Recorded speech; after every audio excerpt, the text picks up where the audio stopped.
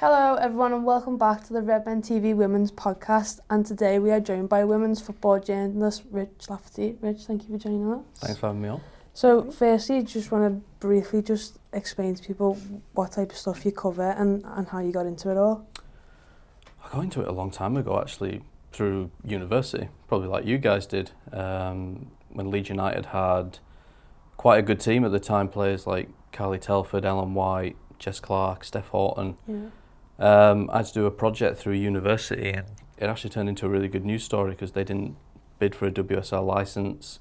All the players left. It was a brand new team, and I think like anybody, just couldn't believe like how good the access was to covering a football team at that time, being a uni student.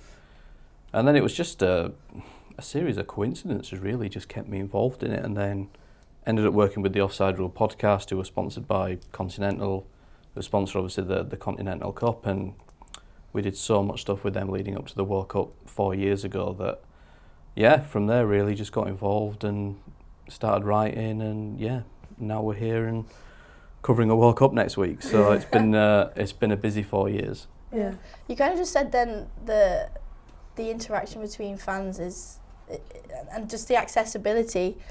I feel like that's probably one of the best things about the women's game. The fact that, well, from your perspective, do you see it that you can have such a connection with the players? Where if you look at the men's game, it's so difficult to be able to get that accessibility, and I think that's probably one of the strong points of women's football. Yeah, I mean, I have a journalist speak about the men's game 30, 40 years ago, and it was like that, where you could just meet a player for a drink, do an interview, in a cafe or a pub or whatever.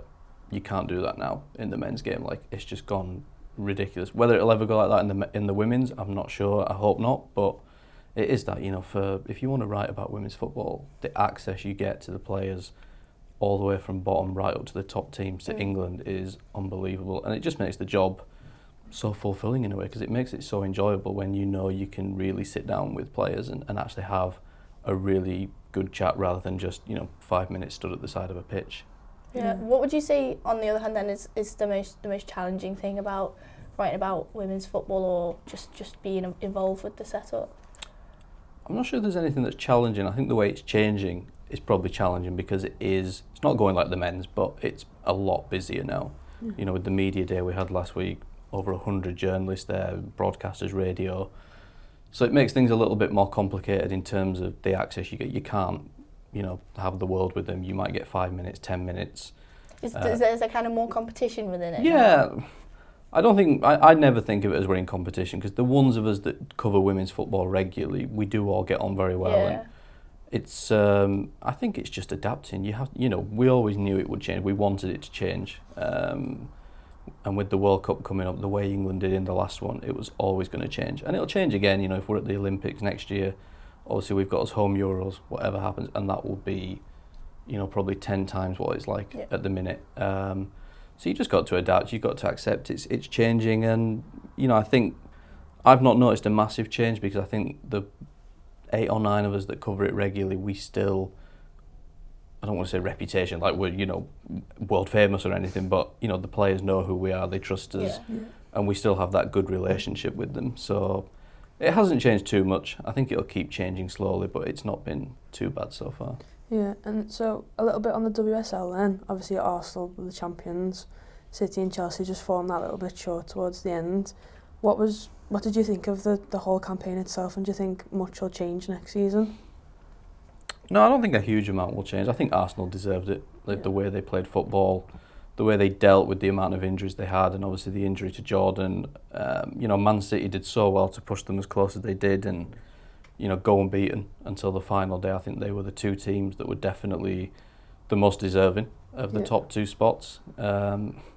Changing, I'm not sure. I mean, all 3 of them will get stronger. Arsenal have already started recruiting. Man City have signed Ellen White.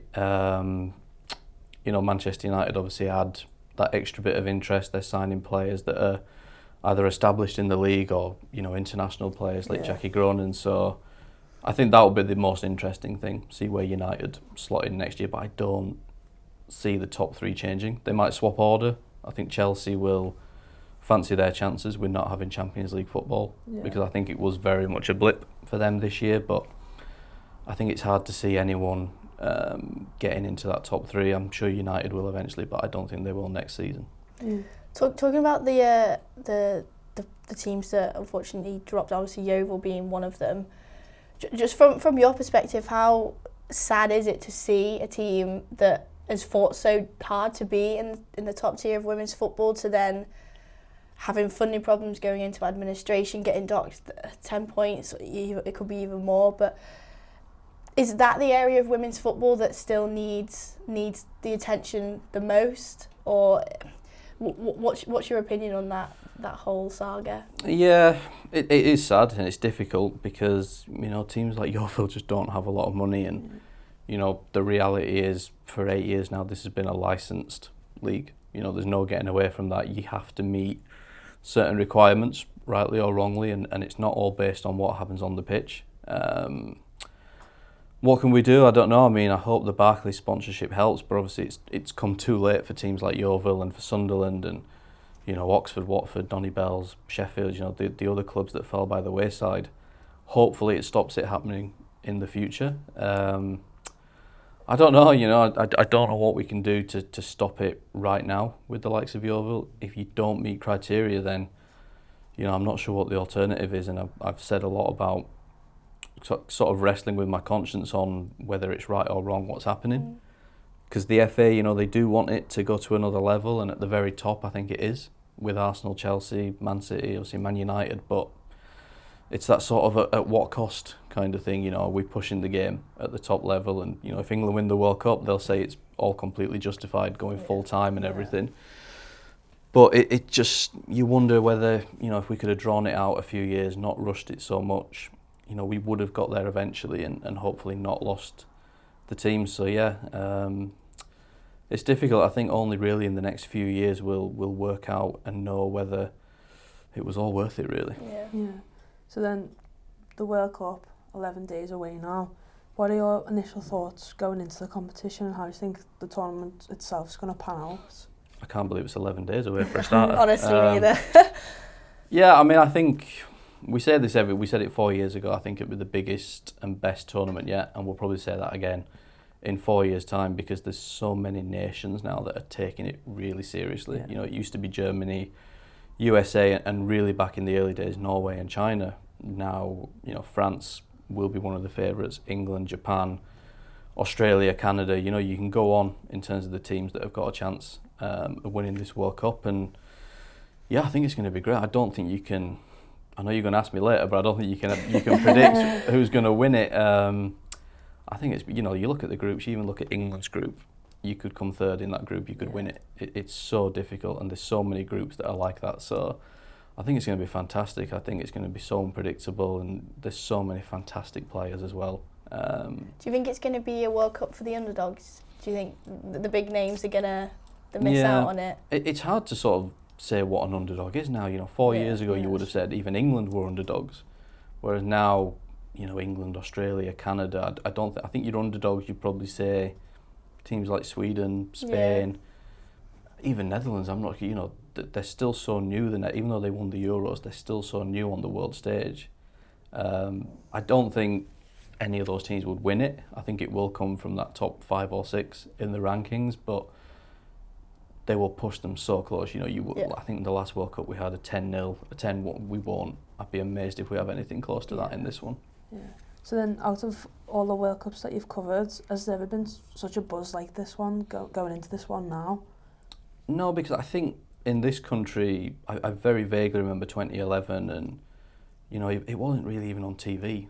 England games were shown, but 2015 BBC showed every single match. Not just England, they showed every match, and I think the way England ended that tournament has just set the marker now for the buzz, because if we'd had a bad World Cup again, I don't think there would be the interest that there is now. It skyrocketed 4 years ago, and it was funny actually because I bumped into the former press officer for the women's team with England actually at the game last week, and she said after that, it went absolutely mental in terms of the attention. I think that's just remained ever since now. I can't speak obviously for other countries and what it's like there. I'm sure in France it's massive because they're holding it, and I'm sure in the Netherlands it is too, going in as European champions. But yeah, I think there's a massive buzz here in terms of what England can do, and attention's been ramped up as well, obviously with Phil being the manager and the personality and profile he has. But yeah, the success from 4 years ago, I think, is still with people going into this, and it makes people think, you know,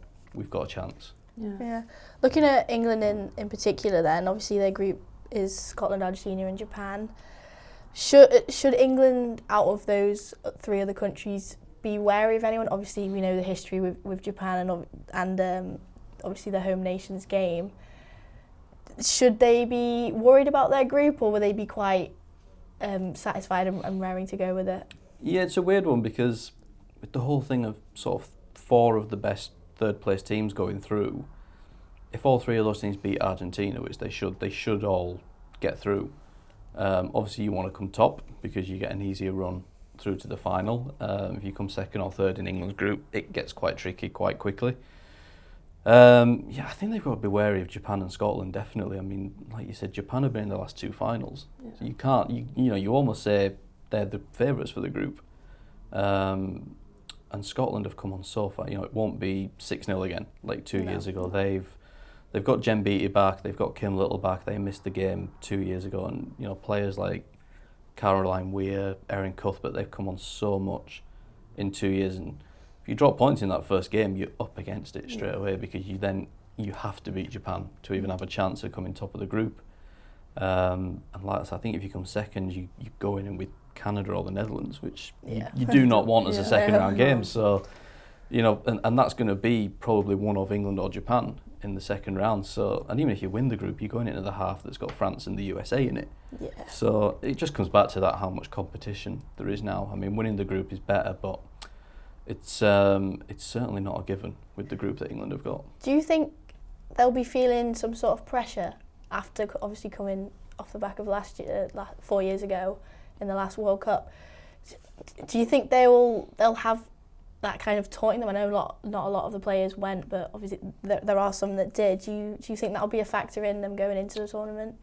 I think it adds expectation, definitely. I think the pressure almost comes from what comes after the World Cup, because you've got the Olympics next year, which we haven't qualified for. You've got to be one of the top 3 European teams, and I think that's almost going to be as big, you know, on the minds as winning the World Cup. You know, to make sure you're at the Olympics next year, because that would be huge for them, huge for women's football, huge for Team GB, but also you've got your home Euros in 2 years, and you don't want to be going into that. You know, the FA will not, that they want to push women's football to the masses so much, and in 2 years' time it's going to be right under their noses, and it'd be such a good opportunity for people who are maybe not women's football fans to go to games and watch it. But if England are going into it off a bad World Cup, you know, they're going to sit there and go, well, you know what, I don't think women's football is great. England had a bad World Cup, which has proven it. Whereas if they have a good World Cup, people are more likely to turn up in 2 years' time. So I think actually there's a lot of pressure based on, one, getting to the Olympics and having that and the exposure that would come with that next year, but taking momentum into a tournament where you are playing in front of your home country. Yeah. So moving on to another team then, USA, we're both in 2 minds of how their World Cup's going to go. Do you think they've got a good chance of winning the World Cup for the 4th time, or do you think they're sort of, you know, on not a downward spiral, but, you know, on a rocky path? Yeah, exactly. Yeah, they're such a strange one because they went unbeaten the whole of last year. They looked so good so many times, you know, they beat a lot of top teams. And then they started this year losing to France, and they've not really... I watched them the other night, actually. They played Mexico, and it was a really young Mexico team, and they didn't do a lot, really, the USA. They weren't taking the chances particularly. Alex Morgan, who had a mega 2018, she looked lacking in confidence almost. She's not scored for a while now, and you can't rule them out. It's a little bit like Germany in the men's game. You sort of think they turn up and then they just turn into tournament mode. The occasion that helps them out. But, you know, as I said, they're on a path where if they win their group, they're probably going to end up with France in the quarterfinals. Wow. Big game. And I almost think France are not just a better team with better players in certain positions, but they've got that home crowd behind them as well. And so you've got that chance where the US might not even get past the quarterfinals. depending on how they're playing. So I wouldn't make them the favourites. Look, if they won it, you wouldn't be surprised. You wouldn't question but it, would you now? I wouldn't have them as my favourites right now. But I don't think a lot of people had them as favourites in 2015 either. And then they just turned up. They started quite slowly, and they just built up to it like they do. Yeah. So we kind of see more in today's sort of era of football that there needs to be a balance between the experience and obviously the young talent that comes through and is fed through, whether that's in the home country or abroad. Which team going to the World Cup do you think's got that perfect balance of youth and experience going into a major tournament? I think England have got it quite nicely. They've got, I think, 8 players that are over 30 in that squad. Players like Jill Scott and Kaz Carney who are going to their 4th World Cups. But you've also got 8 players that have never even been to a tournament, like weren't even at the Euros 2 years ago. Obviously, your Georgia Stanways, Kira Walsh's, Leah Williamson's, players like that. So there's a nice mix in the England squad. I like Germany's squad. I think they've got those world-class experienced players like Marajan, Alex Pope, Almut Schultz, the goalkeeper, and they've got some really good young players. That's almost what gets me about the US squad. It hasn't changed an awful lot. No, Jill Ellis is very much stuck with the sort of philosophy of take the experienced players, get by almost on that experience and the mental strength that they have. Ali Krieger's come back after basically 2 years of not being called up.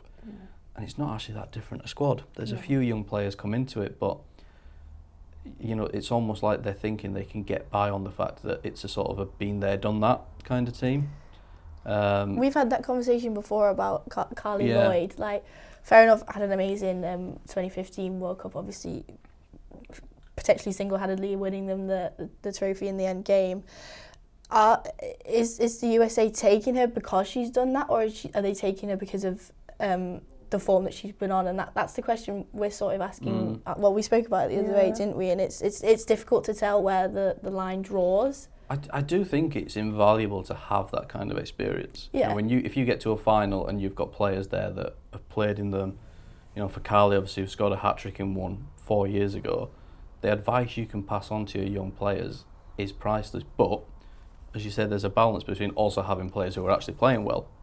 And I think England have got that. They've got the players that have obviously not won World Cups and not won tournaments, but were there 4 years ago that won a bronze medal. And then you've got your youthful, sort of more exciting players, which is why I do fancy Germany, because I think Germany also have that, but they have a bit more quality, I think, in key areas than England. But with the US, it's really interesting because I did a piece with Jill Ellis about a year ago, and she said about 2015, she took Abby Wambach, who'd not really been playing football, and she said she would have taken Abby Wambach even if she was on one leg. Just for that experience that she had of winning World Cups, of how she could drag through. And she didn't play a lot, but she popped up with big goals at big times and obviously proved it right because they won the World Cup. So whether that still works with Carly, with Ali Krieger, I'm not sure. We'll find out in a few weeks. But I think you're right. There's definitely, you have to find a balance between taking experience but taking it for the sake of it. You think of England with Farrah Williams, she's not going. Yeah. Other managers might have taken her just because she's England's most capped player. She's been there, done that.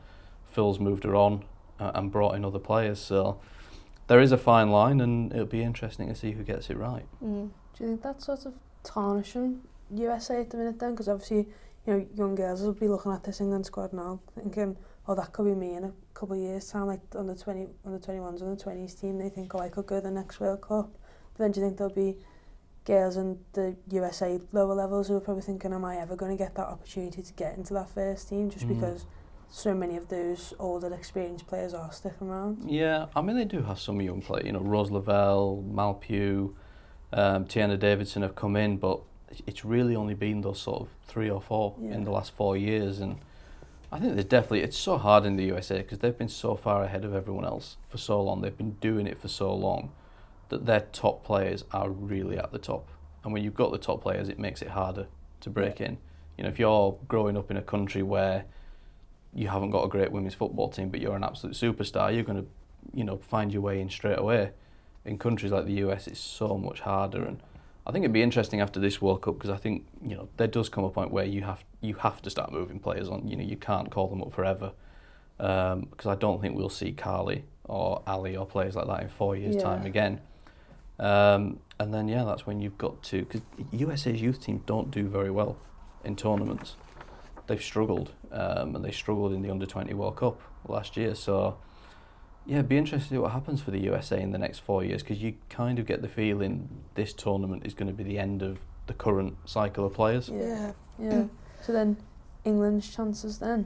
Do you think we can go all the way to the final, or do you think, we weren't 100% impressive in the most recent friendlies, but looking at the squad, you do fancy your chances, don't you? Yeah, England are another weird one, because there's so much potential in the squad, but I just feel like there's something missing watching them at the moment. Yeah. They're just not... I think we're missing Jordan Nobbs quite a bit. Yeah, I just don't think Phil has settled still on what his best system is. And I was having this discussion this morning about whether it's going to be the 4-2-3-1 or the 4-3-3, which I prefer the latter because I think it offers a bit more balance in midfield. I think when we played a 2, we've been opened up too much, but we've attacked better because we've had the number 10, probably with Frank Kirby, and we've looked better going forward, but we've looked worse at the back. Yeah. And I don't think we found that balance yet, which is a problem because the World Cup's 11 days away. And I don't think Phil genuinely knows yet whether the 3 or the 2 is the best. I think in big games, you've got to go with the 3. But that then opens up the question of what happens to Frank Kirby. He's not been... He's kind of changed things around. Like, he's not like solidly stuck with a side for more than 1 or 2 games. Do you think that could potentially hinder him, or is that him still trying to process what the best route to go down is? I think it's a bit of both. I think he is still experimenting. I don't think he wanted to experiment as much as he did on Saturday, but obviously... I mean, it's getting very close. Yeah, to I mean, he couldn't now. use... He said he wasn't going to use Lucy, he wasn't going to use Tony because they've been involved in the Champions League. I'm not sure what happened with Steph, why she didn't play. Carly Telford had a knock. I think this week we need to see the team that will play. Yeah. If everyone's fit, we need to see the team that will play against Scotland, because I don't think we have yet. I think most people would say the first choice back 4 is probably Lucy, Steph, Millie and Demi. But we haven't seen that back 4. Lucy Bronze has gone into midfield quite a lot. Lucy's of the time, gone into hasn't she? midfield, Steph's had injuries, Millie's had injuries, Demi Stokes was out almost the whole of last year. Yeah. And we haven't seen that back 4. The midfield keeps changing because players are getting knocks and he's testing out this 2 and 3. The only real constant's been the attack. I think we know it's probably going to be Nikita Paris, Ellen White, Beth Mead. I don't even think we know who his goalkeeper is going into the tournament. So well, we were still thinking potentially is he going to take Ellie Roebuck? Like Yeah. it was all a bit ums and ahs whether who he was naturally going to pick for it. So if we're all sat here saying we wouldn't know who's picking, it must be a hard decision actually being the man in charge. I mean, I don't want to be hypocritical. I've said all along you can't read that much into friendlies. What happens against... we didn't play well going into 2017. We weren't scoring a lot of goals. And then we won the first game 6-0. And we conceded 1 goal in the first 4 games. 2015, we lost to Germany, we lost to USA, we lost to Canada, we lost the first match to France as well. And then obviously we knocked Canada out and won a bronze medal.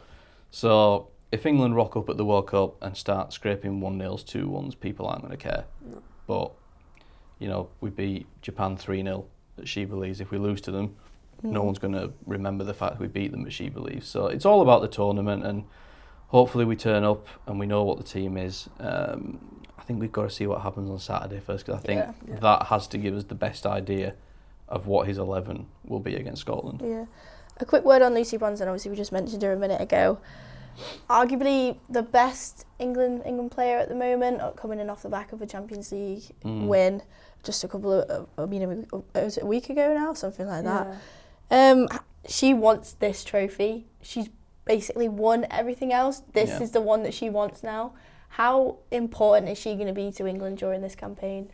She'll be important if she plays at right back. Yeah. I'm not sure about anywhere else, but Lucy just has this. I sort of understand why he does like her in midfield, because she has that energy and she has that drive. Yeah. But it hasn't. When she's played there, she just hasn't looked as good. And that's not. She's a right back at the end of the day. So she's one of the best attacking right backs in the world. The way she can get up and down the pitch, chip in with goals, get crosses in. I just think she never looks tired either. No, I just think you've just got to use her there. Yeah, maybe experiment in midfield, but you don't experiment at World Cups. We did this 2 years ago, actually. She started playing as a centre-back in a back three.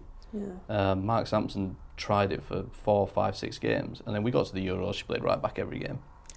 And I think, I think she will play right back against Scotland and Japan. If we're losing, if he needs to change things, maybe we'll see her go in midfield. Maybe he'll bring Rachel Daly on right back. 'Cause as an attacker, she will get forward from that role. But I think, I think we'll see her at right back. And yeah, she'll be mega important because she's one of the best players in the world. I do think she's the best in her position. Yeah. Phil says she is the best player in the world outright. I'm not too sure about that, but she's up there, definitely. she's definitely up there. She's certainly one of the best right backs, if not the best right back and player there. Because at the end of the day, if you're saying she's the best player in the world, it's not for being a midfielder. All due respect to her. So yeah, I think we'll see her at right back. I'd be amazed if we don't. I guess it's a nice option to have, though. As you said, if she starts off at right back and things aren't necessarily going the way that he's planning, I guess it's an amazing option to have such an amazing player go into midfield and then try and change the game from that perspective. Yeah, I mean, it's one of those. If I was a player on the bench, if I was Jade Moore or Jill Scott or Georgia Stanway or someone on the bench thinking, well, why are you not putting me on, instead of putting Lucy in midfield? But look, Phil knows them better than we do. He sees them train all the time, but it is a little bit baffling to me. And he actually referenced it in his press conference that someone asked him about Lucy Bronze, and he said, well, you guys don't like her playing in midfield, do you? So I think he's cottoned on to the fact that it's not a massively fan favourite. It's not a popular move, and I don't think the fans like it either. So yeah, hopefully we see her at right back and only in centre midfield in emergencies. Yeah. So then, we touched on it briefly before about underdogs and all that, but is there anyone that you do think you should keep an eye out for across the tournament? Because we said the other day, Australia look like a pretty decent side. Do you feel the same way, or is there anyone else in particular? Yeah, I think Australia have been talked about so much that they can't really be underdogs now because they've been talked about so much. Because of Sam Kerr, really, is why they've been talked about. So, yeah, it's a weird one because if they won it, you'd probably say it is a surprise kind of thing because they've never been a major challenger. I think probably Canada have not been talked about a lot considering they are a top 5 ranked side. They've just beaten England in a friendly in England as well, and they're not scoring many goals, but they've conceded 1 all year. They've had a lot of 0-0s, they've had a lot of 1-0 wins, but that's all you need in a major tour. If you're winning every game 1-0, you'll win the World Cup. So I think the fact that they've been so solid at the back, they were impenetrable against England. England created almost nothing throughout that game. And they're not great to watch. They're not a fun team to watch, Canada, but if they won the World Cup winning 1-0, they're not going to complain about it. I think Sweden have got a decent side. I don't think they'll win it, but it wouldn't surprise me if they got possibly further. I mean, they're in USA's group. It wouldn't surprise me if Sweden got something against the USA. I think if you asked me for someone who doesn't get a lot of a mention, I'd probably say Canada right now. Right, so we've got the question that you've been dreading. Who to win the World Cup then? If you could choose, we'll narrow it to 2 then. If you can get one, that's perfect. But if you can't, a lot of people have asked me this, and I've always said Japan because of the fact that they've been in the last 2 finals, but they play such a good brand of football. The way they pass it around, it's so quick. It's almost like what Spain were like in the men's game when they were really at their peak 5-6 years ago, and it's so hard to defend against. Teams just don't know how to do it when they get it right, and they score some unbelievable goals. But as the tournament's getting closer, I am leaning more towards Germany. Okay. Just for the fact they've got so much experience, so much quality. They've got some great young players. The new manager seems to have clicked into gear straight away. They beat France in a friendly at the start of the year. They drew with Japan, I think. So yeah, I think it'd be one of that. I'd say it'd be one of those 2. I think France, they've obviously got a chance as being the host, and they've got some great players. I think there's a few weak areas in the team. I don't think it'd be the USA, and unfortunately, I don't think it'd be England either. I think England have got a good chance, and I think they'll go far. I just don't think they've got what a Germany or a France have at the moment. Hopefully, I'm proven wrong, and they do win it. But I feel it a bit like the men last year. There's something not quite there that the top teams have. Yeah. But there's 5, 6, 7 teams that could win it. But if you ask me, I'd lean towards Germany at the minute. Okay. Yeah, it's a decent shot, like. Well, yeah, that's everything we've got to discuss. Thanks again for joining us. No problem. Make sure to check out all the other videos that we've got on the channel. We've got loads of video ideas coming up, and we'll have you covered across all the World Cup. So make sure you like the video, comment, subscribe, and we'll see you all next week.